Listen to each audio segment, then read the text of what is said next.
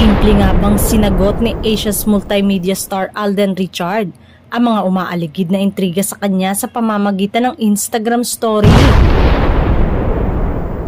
Sa isang IG story kasi ni Alden nitong Lunes, February 24, mababasa ang isang food of thought na tila may kahulugan at pinatutungkulan. Mind your own business, saad sa text caption. Ito ay matapos lumutang ang chika na itinigil na raw niya ang panliligaw sa kanyang Hello Love Again co-star na si Catherine Bernardo matapos ang nasabing movie. Bukod pa rito, syempre ang umuugong na bulong-bulungan na nagkabalikan na umano sina Catherine at ex-jowa nitong si Daniel Padilla. Pero kung matatandaan, wala namang kinukumpirma si Alden na kahit anong hinggil sa relasyon nila ni Catherine, maliban sa mas naging komportable daw sila sa isa't isa nang magkasama muli sa pelikula.